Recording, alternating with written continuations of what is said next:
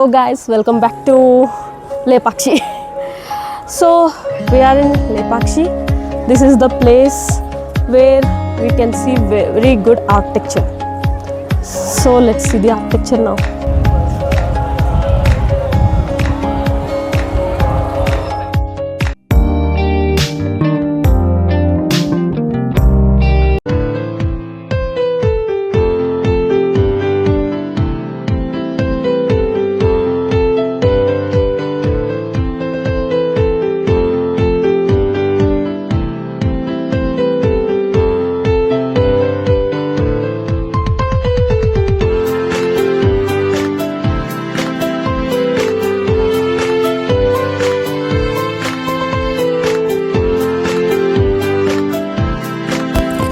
So ఇప్పుడే మనం లేపాక్షికి reach అయిపోయాము.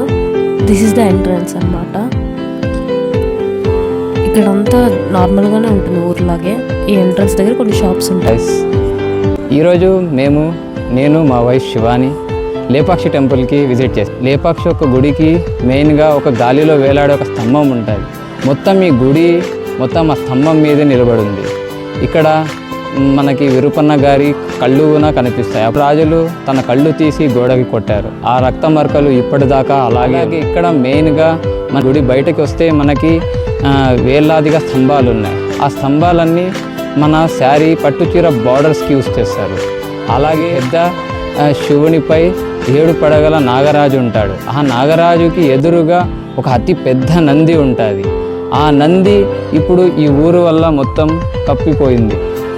ఆ నందిని చూడాలంటే మనం ఇక్కడి నుంచి దాదాపుగా ఒక 500 మీటర్స్ ట్రావెల్ చేసి చూడాలి. అలాగే మనకి ఇక్కడ ఉన్న ఎమ్మెల్యే గారు రీసెంట్గా జటాయువుని కూడా నిర్మించారు. ఆ జటాయువు కూడా మన గుడి వైపునే ఉంటుంది. Thank you.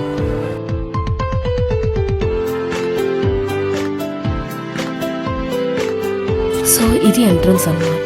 లోపలికి రాగానే గుడి ఇలా కనిపిస్తుంది.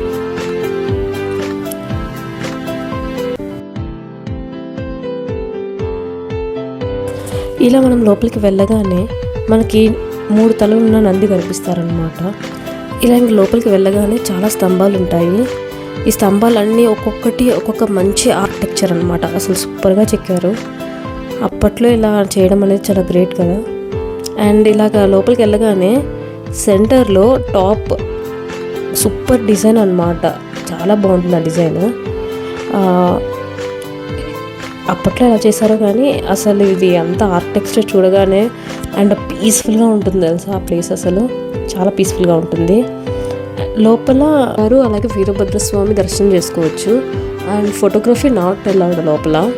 అమ్మవారిని వచ్చేసరికి ఫస్ట్ మనం మిర్రర్లో చూస్తాము, ఆ తర్వాత డైరెక్ట్గా అమ్మవారిని దర్శనం చేసుకుంటాం అనమాట. అండ్ ఎంట్రన్స్ దగ్గర, గుడి ఎంట్రన్స్ దగ్గర లెఫ్ట్ సైడ్లో మనకి స్తంభం ఉంటుంది. గాల్లో నుండి మొత్తం టెంపుల్ని మోస్తున్న స్తంభం ఇది. ఇక్కడ టూరిస్టులు చాలామంది వచ్చారు ఆ రోజు. సో దే వాంట్ ట్రై అనుకుంటా. వాళ్ళు ఒక క్లాత్ తీసుకొని ట్రై చేయడం స్టార్ట్ చేశారు. బట్ అది కంప్లీట్గా అలాగే రాలేదు బయటికి.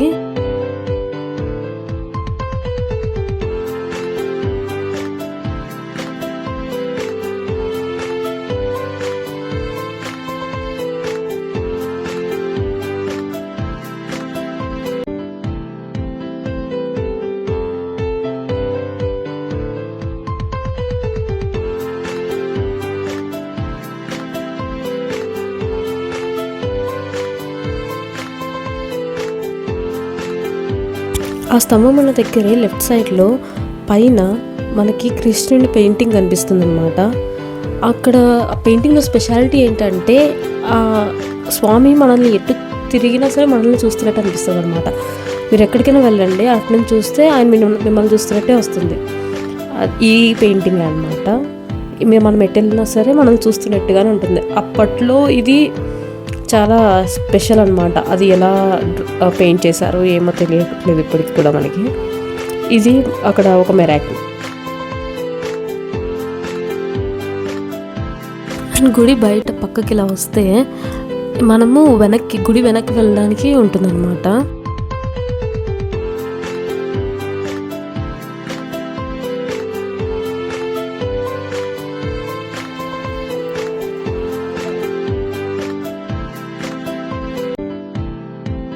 సో ఇక్కడే మనం చాలా బ్యూటిఫుల్ శివలింగం చూస్తాము. చాలా బాగుంటుంది అసలు చూడడానికి రియల్గా. ఈరోజు చూసారా చాలా మంది ఉన్నారు అసలు క్రౌడ్. నేను ఇది సెకండ్ టైం వచ్చాను. ఇంత క్రౌడ్ ఎప్పుడు అసలు ఉండదని అంటున్నారు. ఎందుకు ఆ రోజు వీకెండ్ అనేమో మరి చాలామంది వచ్చారనమాట. అండ్ అలాగే స్ట్రైట్గా వస్తే మనకి వినాయక స్వామి ఉంటారు. అంతా రాయితోనే ఉంటుంది అన్నమాట గుడి అంతా.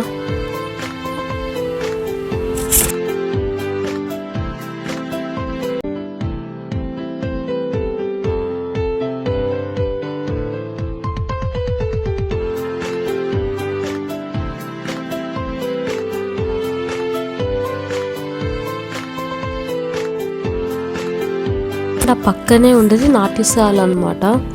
అప్పట్లో ఇక్కడ నాట్యానికి ప్లేస్ని యూజ్ చేసుకున్నారు అని చెప్పేసి ఉంది.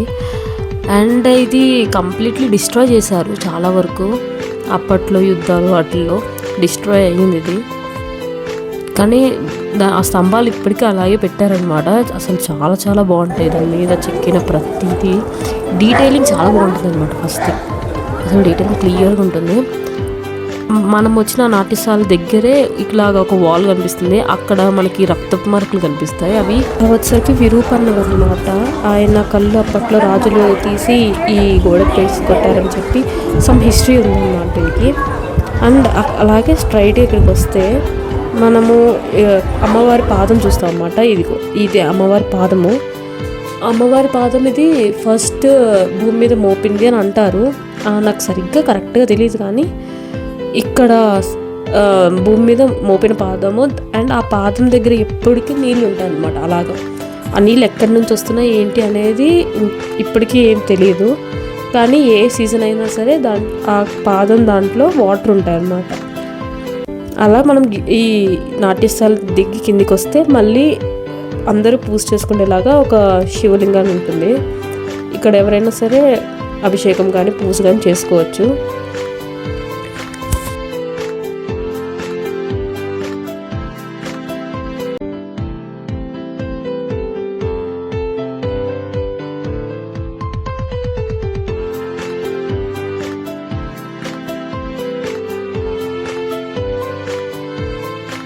అండ్ ఇంకోటి చూడాల్సింది ఏంటంటే ఇక్కడ మత్స్యావతారాన్ని చెక్ ఉంటుంది అనమాట ఈ రాయి మీద. ఇక్కడ ఏంటంటే డీటెయిలింగ్స్, స్కిల్ చాలా ఫేమస్. అసలు ప్రతి పిల్లర్ని ఎంత బాగా చెక్కారంటే అప్పట్లో వండర్ఫుల్గా ఉంటుంది అసలు దా డీటెయిలింగ్ అంతా.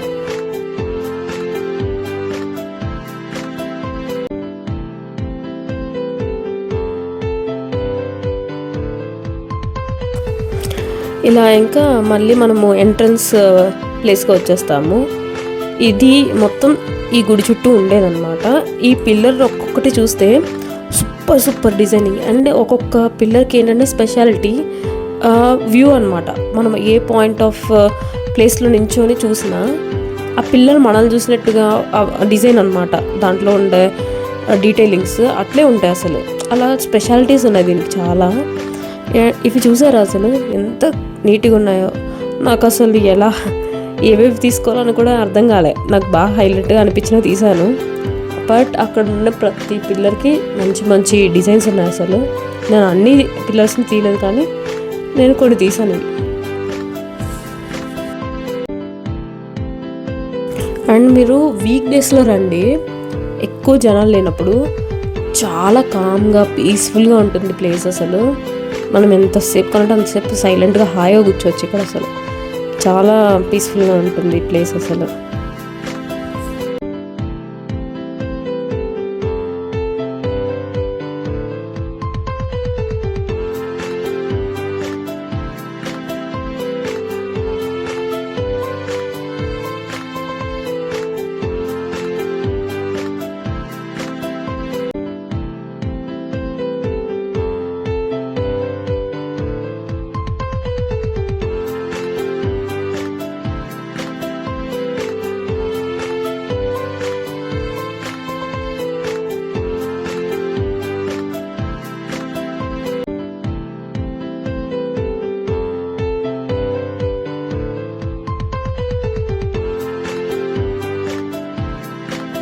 ఇంకా అక్కడ నుంచి మనము ఒక 1/2 కిలోమీటర్ అలాగ వస్తే మనకి ఇక్కడ నంది కనిపిస్తారన్నమాట. లైక్ రోడ్లో ఇలా నంది ఉంటారన్నమాట. ఇక్కడ కొంచెం ముందుకెళ్తే గరుడ స్వామి అనమాట. అదే స్పెషాలిటీ. ఇక్కడ చాలా డిస్టెన్స్లో ఉంటుంది. దీనికి చాలా హిస్టరీ ఉంది. నాకు అంత క్లియర్గా తెలియదు దీని హిస్టరీ. నేను జస్ట్ టూరిస్ట్ ప్లేస్లో నేను వెళ్ళి విజిట్ చేసి వచ్చాను అంతే. ఇది నా సెకండ్ టైం అనమాట వెళ్ళడము. But yeah, we will enjoy the place. బాగుంటుంది అసలు, చాలా బాగుంటుంది ప్లేస్. మీరు ఖచ్చితంగా వెళ్ళండి. Thank you for watching the video. Please like, share and subscribe.